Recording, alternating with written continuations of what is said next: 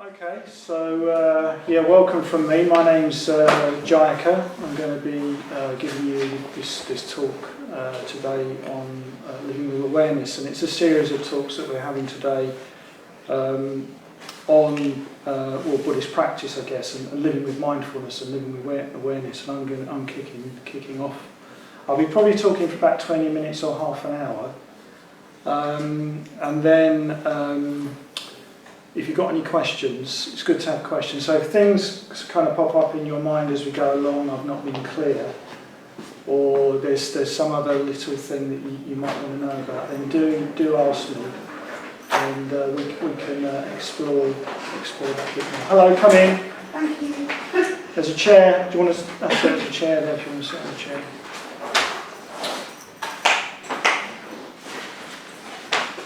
Okay. Everybody comfortable? So, yeah, living with awareness. So I'm going to try and clarify what awareness is before we go on, because that's important.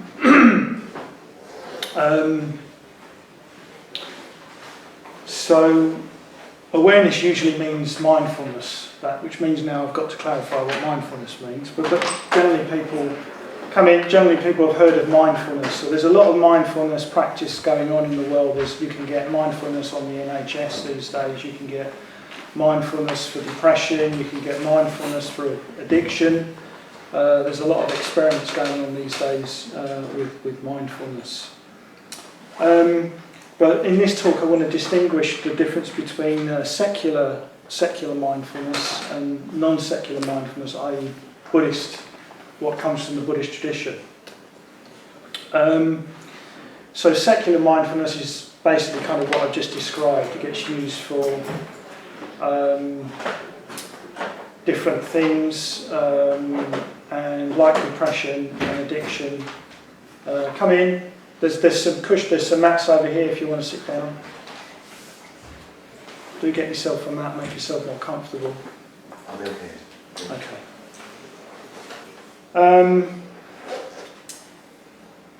So we'll carry on and explore Buddhist mindfulness. I'm going to go through a list of things in a moment. But you could say that the capacity to be aware or be mindful is synonymous with a growth in consciousness. Okay, this is more Buddhist kind of language. It's not psychological language. So the more aware that we become, the more there's a possibility of growth in consciousness. So usually awareness is, or our mind is kind of stifled and blunted by being overstimulated. Particularly if you live in the city, you'll have a lot of stimulus. There'll be a lot of things coming at you. Advertising, there's noise, there's pollution.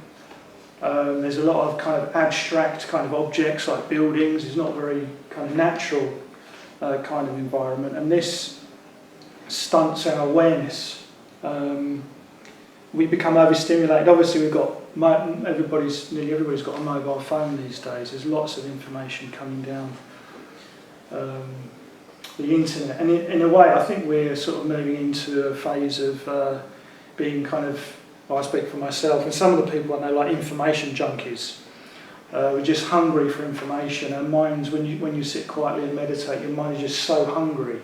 It just goes and goes and goes, trying to solve problems, thinking about things, imagining things, and the mind finds it really, really hard to slow down. So this is a kind of a burden on mindfulness. This is a burden on the mind. What also can burden our mind is the way that we act. So in Buddhism we talk about acting skillfully and unskillfully. Skillfully means that we're acting ethically, we're acting generously, we're patient and so on. We're kind to others.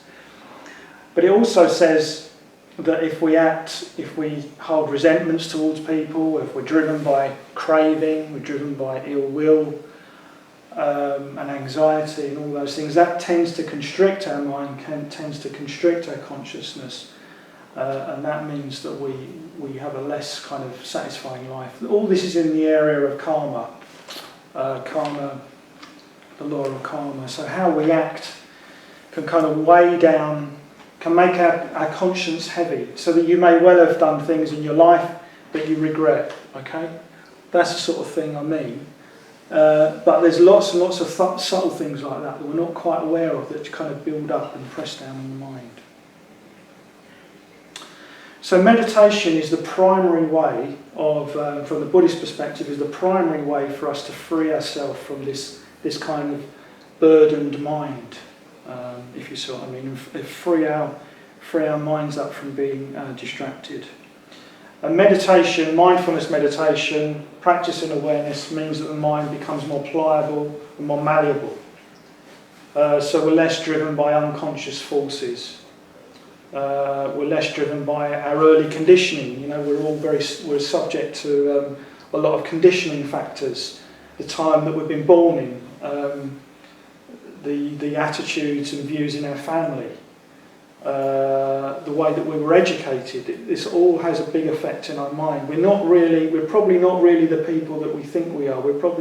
Often we think we're independent and we're original, and probably we're not. Because we're so driven by all these other forces. As we become aware of these forces that impinge on us, that's when we become more creative. That's when we become who we really are, or not who we've been kind of programmed to be, to use that kind of language. Not that anyone's got it in for us. It's just that that's the way society is. That's the way that we live. So as I say, mindfulness helps us alleviate these conditions of the mind.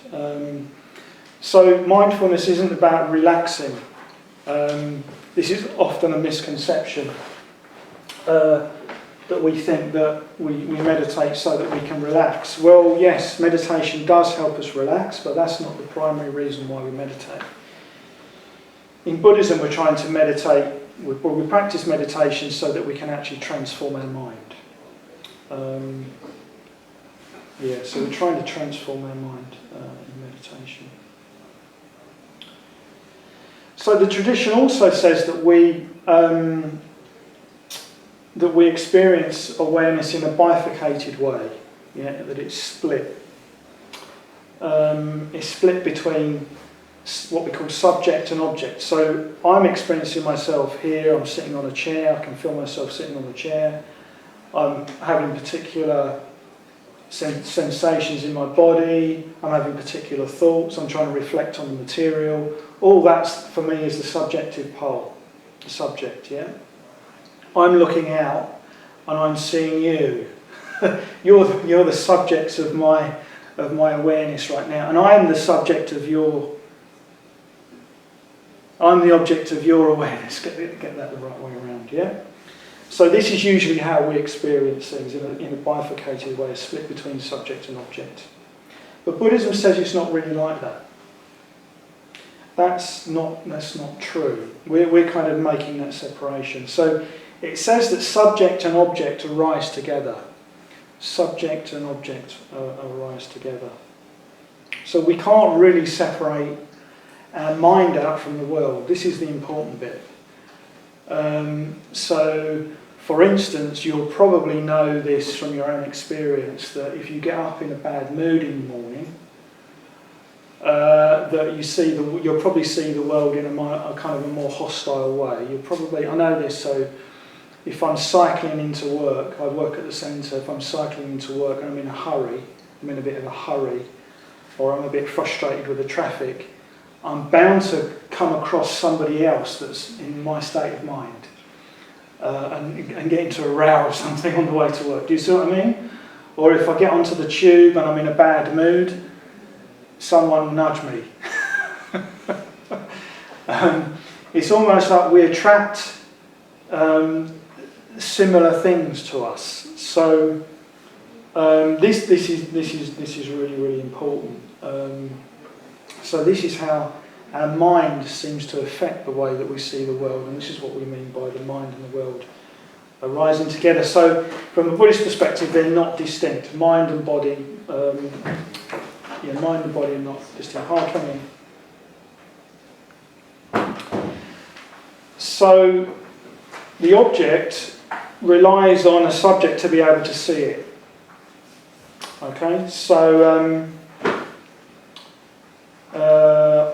I can see you, yes, so that makes you an object of my awareness. So I can hear sounds, so those sounds become objects of my awareness.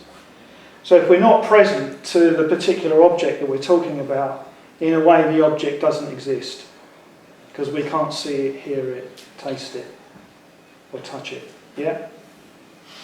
So awareness is crucial to be able to see what objects are out there. If we can't see them, they don't, in a way, they don't really exist. I know there's a room on the other side of this wall. Well, I think there is. Yeah, there was earlier.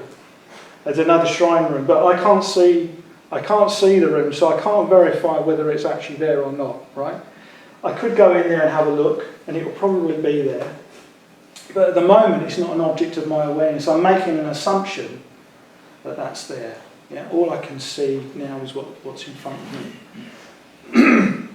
And if we all went next door and stood in that room, we'd all have a different angle of looking at that room. Yeah. So it's all dependent on consciousness, the way that you see things.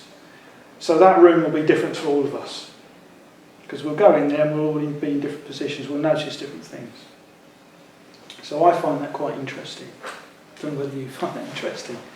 Another example is the example of a rainbow. Yeah, so you've all seen a rainbow, and you need an observer, don't you, to see a rainbow. A rainbow is not a metaphysical reality, is it? You can't go and pick it up. You can't touch it, and you need to be in relationship. There's a particular point you need to be able to see the prism. We know it's a prism. We're brought up in a modern society. We know there's light travelling through water, don't we? We know there's a prism effect, and we see that. But we have to be in a particular position to see that. So if I go to, often when I cycle through Victoria Park in the morning, there's a big fountain, I don't know if you've seen it, in the middle of the lake. And I know when the sun's shining in the morning it's a particular place, I come through, and at a particular point I see the prism in the fountain. And within about two or three more cycles, it's gone. It's gone. So there's a particular relationship there. So, but nobody else can see that. All those other people outside that band, if you saw, nobody else can see that. Only I can see that. Or if the rainbow's in the sky, you have to be in a particular position. We could be looking at the same area of the sky, but we can't. Some people can see the rainbow, some people can't. So I think that's interesting. Yes, we need an observer to see those things. But in the particular case of a rainbow, I think it's a particularly good example. So what it's saying is, what Buddhism's saying, what we start to notice when we practice awareness is that nothing exists in the way that we think it does. We think that things are out there, we think that objects are out there, and that they're always out there, but they're not. It always takes somebody to be able to see that particular object. And also with these objects, they're objects of our senses, we turn them into concepts. So I say that's a cushion, that's a mat, this is a floor, this is a room. But they're all constructs. That's all a construct. That's just an idea, that's just a concept, so that I can communicate. So we use these concepts to communicate, so that we can have a shared language and be able to understand. But it's just a concept. But what I can do is I can really think there's something called a room. Is this making sense? Yeah? But there isn't really.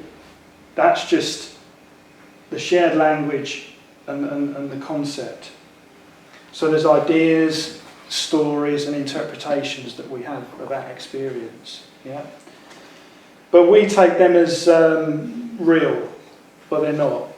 Okay, and this is where we can get confused about our experience.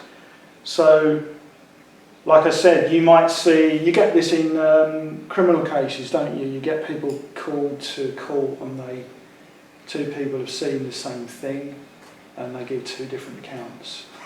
They have two different interpretations. That's strange, isn't it? But you're seeing the same thing. Yeah. So this is what we're doing all the time. We're making these interpretations, stories, ideas. And we never really know which one is true. Of course it's true to us, but we never, in reality. Yeah. So what's all this got to do with Buddhism? So we're exploring awareness, and in a way I'm trying to explore what happens when we really do become more aware. So the Buddha's concern is that we should be more mindful because we're not very aware, and in this unaware state it creates confusion and it creates suffering. The Buddha's concern is about us suffering. So it's a bit like, you know, the things I've been talking about already, the things that we can get confused about and the interpretations that we make on things. So it's a bit like we're in a game. We're part of a game, but we don't know we're in a game, and we don't know what the rules are, and we just keep losing, and we don't know why we keep losing, and it's because we're not part of this game. It's what we call the existential situation that we're all caught up in. So there's a really good film that kind of represents this. I don't know whether you've seen the Truman Show. It's a Jim Carrey film. So he's on a film set. He doesn't know he's on a film set, but he's on a film set, and everyone's creating this world around him, and everybody else is kind of watching him from all around the world, but he doesn't know, and his whole world is kind of being manipulated. And well, you could see that film as a film of becoming more aware, because he starts to notice things, doesn't he? He starts to notice strange things that are going on that don't add up. And then one day he tries to escape, doesn't he? And he rows away, and then he crashes into the edge of the film set, and he finds a door and he gets out. He makes his escape. So it's a bit like we're in that kind of world. That's what Buddhism calls the existential situation. So we don't know how to be. We don't know how to be in that situation. And because we don't know how to be in the existential situation, that causes us suffering. And this is what the Buddha's trying to highlight. He's trying to highlight this fact. He's trying to say, look at what's going on. Look at what's happening. And he basically says that mindfulness, well, the last words of the Buddha when he died was, with mindfulness strive on. With mindfulness strive on. So this is why we want to try and practice mindfulness. This is why the Buddhist tradition says we should practice mindfulness and awareness. So Sangharakshita, who's an important figure in Western Buddhism, you could say world Buddhism as well, he founded the Triratna tradition, which we're part of. He's my teacher. He passed away last year. He came up with what he calls 4 levels of awareness, which is important for us to practice, which can help us see what the Buddha's trying to get us to see. And it's not a traditional list, but it goes back to the tradition. You can look at all these, you can look at this list, and you can trace these things back to the Buddhist tradition. So I'm just going to go through the list. And then I'll conclude, and then we'll come back to any questions. So the first thing he says is important to be aware of is what he calls things. So the objects around you. Anyway, I've already started to talk about this, the way that we see things and the way that we conceptualise things. That's important. So this is the world of material things. But we can say in that the whole world of the environment, of nature. So we're not probably in the city, and there's a big concern about this at the moment, isn't there, in society, about being concerned about nature. In the city, we're less likely to be aware of nature.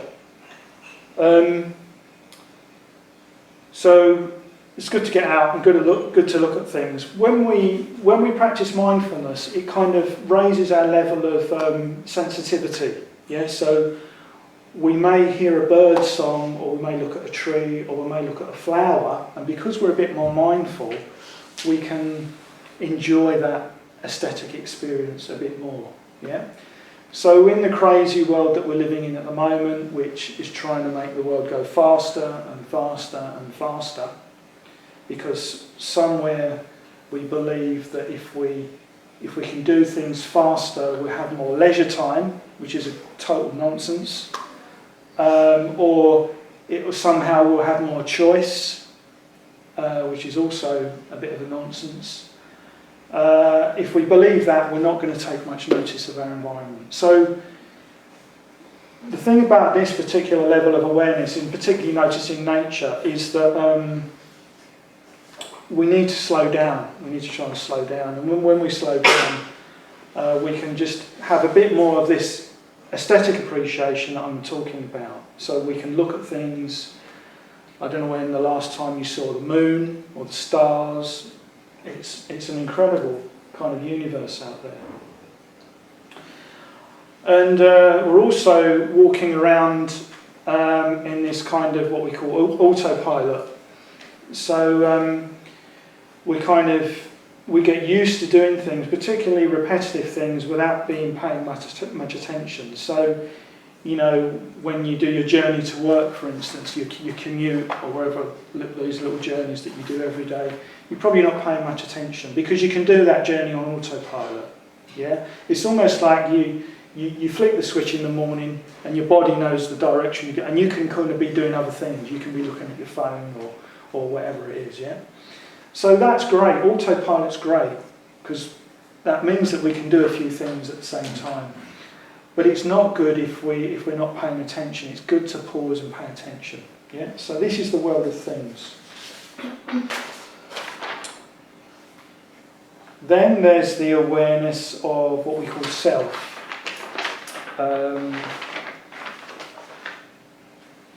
Awareness of oneself. So this has all sorts of different levels to it.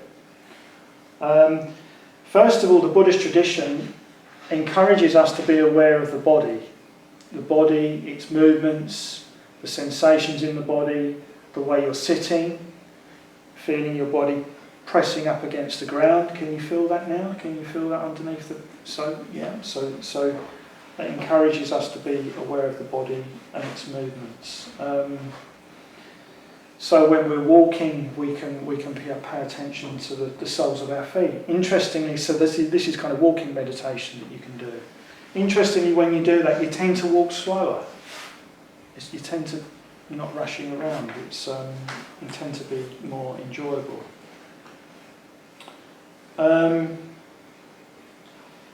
So this awareness of the body helps us slow down.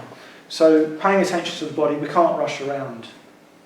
It's almost impossible for us to rush around. We've already talked about rushing around. That's not good for mindfulness. It can kind of disintegrate us.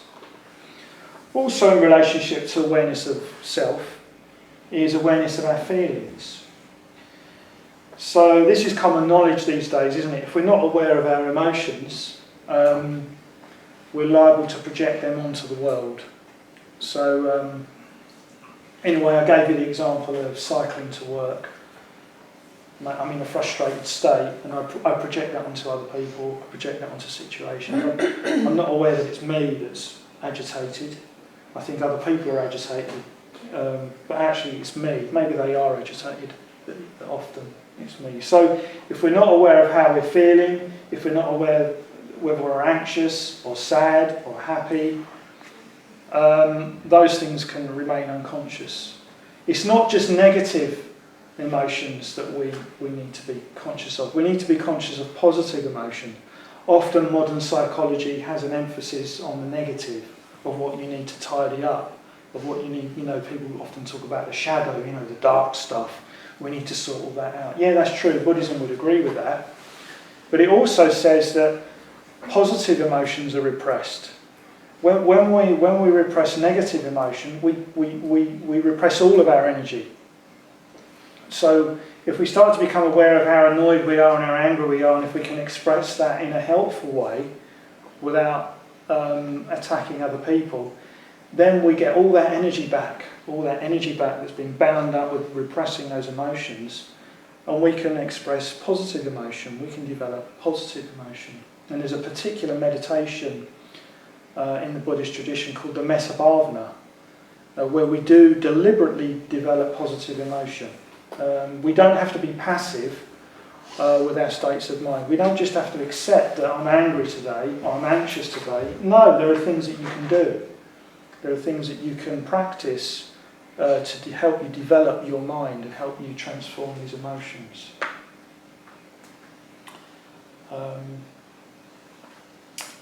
So that's awareness of emotions, yeah? Being aware of ourselves. And thirdly, there's awareness of thoughts. So often in the back of our mind, there are kind of half-conscious thoughts. And they're often running. They're often based on ideas and views that we have about the world, ideas and views that we have about other people. And they're ticking over in the back of our mind, and they affect our mood. They affect the way that we are. Again, if we can just start to pay attention and be aware of those thoughts, then just the practice of awareness starts to alter our relationship to them, and we take them less seriously or less as facts. There's sometimes we use an aphorism that thoughts are not facts. Thoughts are not facts. Or that we're not our thoughts. Again, Buddhism just sees thoughts as just another form of phenomena that arises in our experience. Just like I can hear that siren outside, I don't identify with that as me. I don't say that siren's me. But yet if a thought goes through my mind, that's another object of awareness. I identify that as me, as mine. Do you see the difference? But that's just phenomena. That's just phenomena passing through awareness. Again, that's me separating out subject and object. But it's not really like that. So being aware of our thoughts is very, very important because of the way that they affect our mood and the way that we affect the way that they affect the way that we see the world. Okay. And if we practice mindfulness, if we practice awareness, particularly if you go on a retreat, we run retreats here, or we run days here, meditation days, you'll gradually notice as you meditate. For instance, if you meditate on the breath, in the tradition it gives this image of a post, and you're kind of tethering. It's a bit like tethering a calf to a post. First of all, it'll thrash around and it will pull against the post.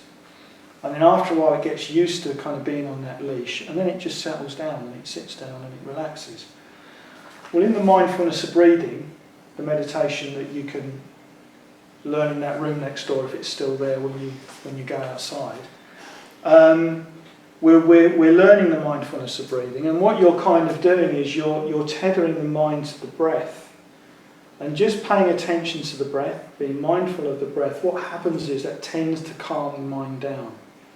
So you don't try to force the mind to calm down, you don't try and force the thoughts to stop, they naturally start to calm down. So this is something that we can do, we can just find that out for ourselves. Yeah? And when we do that, that integrates all the energies.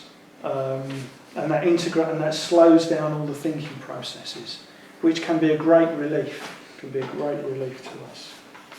So that's awareness of thoughts.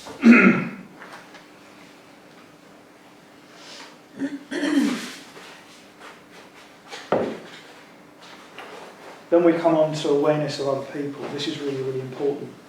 Third level of awareness. Because we can think that mindfulness is all about us. And my thoughts and my feelings. And in the modern secular world of mindfulness, it is very much about us. And that's a good thing. It needs to start, that's where things need to start. But we need to be aware of other people. We need to expand our awareness to include other people. So often we're just not aware of other people, or to the extent that we're aware of other people, we're aware of them only because they seem to impinge on us. They seem to impinge on us in terms of what we want or what we don't want, and that's usually when we take notice of other people. Yeah, so that's not great, is it really? I speak for myself. Maybe that's not you. We need to be aware of other people and the way that they feel and the way that they think, because we're sharing this planet, and if we can really be aware of other people, a lot of the violence and a lot of the arguing and a lot of the disharmony just wouldn't happen. It just wouldn't happen. So the way to practice awareness of other people is, firstly, to look at people. Okay, often we don't quite look at people. We kind of often, I think, well, in the Triratna tradition, we do these communication exercises. We're not going to do them today, don't worry. But they're communication exercises, and we get people to look at each other without saying anything, and it can be really, really weird because people just don't do that. And often we use words to cover up the way that we feel, so we're just left with looking at somebody else. And because about 70% of communication, 60 or 70% we're told of communication is in the body language, and most of it's in the face. There's a lot of subtle things that we communicate with the eyes and the face. So to be aware of somebody else, we need to be able to look at them. We need to be willing to look at them. That's the first thing, perhaps, that we need to do. And then if you are having a conversation with somebody, one needs to be able to learn how to listen. So again, in these communication exercises, we realise how we don't listen very well. We don't listen very well. Often we're thinking about what we want to say next. We want to kind of jump in and get the thing out there, whatever it is. So we need to learn how to listen and listen carefully. There's so much misunderstanding in communication. It's pretty mind-blowing. I have a lot to do with people around the LBC, and I often talking to people about the difficulties, and often it's relationships. It usually is in relationships with other people, and I get into the same problem sometimes, misunderstanding other people because I haven't listened. And if we talk about communication workshop, often people think, oh yeah, I'm going to learn what to say. I'm going to learn what to say better. But it's not, actually. It's learning. The main thing about communication is learning how to listen. You've been able to speak since you were 3 or 4, yeah? But you probably weren't taught how to listen. So this is all in the area of being aware of other people. And of course, once we become aware of other people, we need to try and be able to empathise with other people, so that we are not the centre of the universe, and that we will clash with other people because they seem to get in our way, we seem to get in their way of the things that we want. So there are some important practices that we do. There's a meditation called the Metta Bhavana, I might have mentioned it already, where we develop a sense of kindness towards ourselves. We notice how dear we are to ourselves. We notice how other people love us, how we've been dear to other people. Yeah. None of us would be here today unless other people had taken care of us, had loved us, and so on, nurtured us. Yeah. So we acknowledge that in the first stage of the meditation. And when we bear in mind the people that love us, that can start to really stir us up, because we remember all the love that we've received. I know it's not straightforward. It's never straightforward with parents and carers and so on, but people have nurtured us. And then in the second stage, Laurie, you couldn't wake that fellow up, could you? Starting to snore a bit over there. Secondly, in the second stage of the meditation, we bring somebody else to mind, a friend, and we notice that they are dear to us, that they're special to us. and that they too are dear to themselves, and that they care about themselves. And that's the bit that we relate to. That's the bit we relate to. And then we go through the meditation, we bring a neutral person to mind, somebody that we either like or dislike. And we even bring an enemy to mind, somebody that we don't like, and we try to notice that even the person that we don't like, that they are also dear to somebody else. Does that make sense? Yeah? And in a way, we're trying to associate with that person's friends to get a feel for that person's loved, that person is loved. And in the process of doing this meditation, we start to just become aware and more and more aware of other people, and that they do have feelings, even if we find them difficult, even if they've done really, really bad things, they still are dear to themselves, and they're still people that love those people. And this is how we try to start to relate. This is really, really good, that we can relate in this way. If we can just bear in mind other people, and the way that they think and feel, and that they're dear to their self, it becomes much, much more difficult to harm other people. It becomes much more difficult to harm life. In fact, this meditation gets extended out. At the end of the meditation, we broaden out to more and more people, and we can then start to include animals and life and nature. That's what I was saying earlier. So we really start to sensitise ourselves to life, and it becomes more and more difficult for us to harm life and harm other people. So that's other people, yeah? Awareness of other people. The last level of awareness is what we call the awareness of reality. So this is a huge area.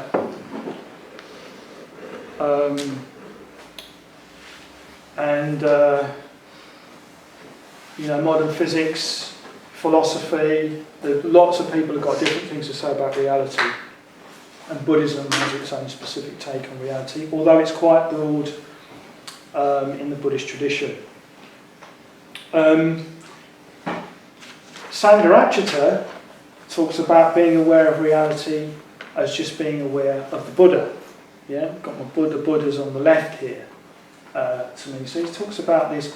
So the Buddha is the embodiment of reality. He's kind of, if you like, the human state perfected. There's no longer, you could say, as a human, obviously has a body. So in the Buddhist tradition, we're very, very concerned about, the tradition's concerned about how we develop these positive qualities. How do we develop kindness? How do we develop compassion? How do we develop generosity? How do we develop fearlessness and confidence? In the tradition, all these qualities, they become embodied in different forms. They become embodied in different figures, because this is how we experience qualities. We can't really... It's very difficult to relate to abstract concepts like kindness and fearlessness. You want to meet somebody that's fearless. You want to meet somebody that's kind, because you want to know what that is. You want to know how that is in the world. Because as human beings, this is what we do. If we really value something and we have a vision of the way that we want to be, we need people around us that are kinder than us, that are more generous than us, because that's the way that we learn. So I think it's really interesting what Sangharakshita is saying here, that being awareness of reality, we just need to be aware of the Buddha. And the Buddha was said to be compassionate and kind. Interestingly, when the Buddha was dying, his attendant, who was very upset, he kind of left the Buddha's side, and the Buddha was asking for him. He didn't know where he was, so he was asking the other monks, "Where's Ananda?" Ananda, that was his name. And they went off and found Ananda. And Ananda was crying. He didn't want to be around the Buddha crying, didn't want the Buddha seeing him upset. And some people got into the conversation with him. And he was saying, he didn't say it was the Buddha that was so wise. He said it was the Buddha who was so kind. He was emphasising this kindness element of the Buddha. That's what he saw in the Buddha. So the early tradition is full of these stories. It's full of these stories of where the Buddha has these encounters with the people, and he gives a teaching, and you do see the Buddha's wisdom, and you do see the Buddha's kindness. So if you're interested in reality, I'd really suggest that you look up the Buddha and you look up the early stories of the Buddha that have been passed down the generations. The Buddhist tradition was an oral tradition for about 500 years, and then a lot of these stories got written down and systematized. So, yeah, awareness of the Buddha as a level of awareness of reality. So I've talked a bit about what mindfulness is, what awareness is. I talked about how we bifurcate awareness, and that the world and the mind arise together. I've talked about our perception, the way that we perceive things, the way that we layer things, the way that we put labels on things and conceptualise things, but we don't realise we're doing that. I've talked about these 4 levels of awareness, of things, self, other people, and reality. And I talked about the Buddha's concern for people, for us, being trapped in being driven by habitual unconscious forces, and him saying, you can get out of that, you can transcend that, you can transform your mind. You don't have to be kind of imprisoned by your negative emotions, by your habits and so on. And that becoming more aware, you can become more free of those emotions and so on, and the world that we live in.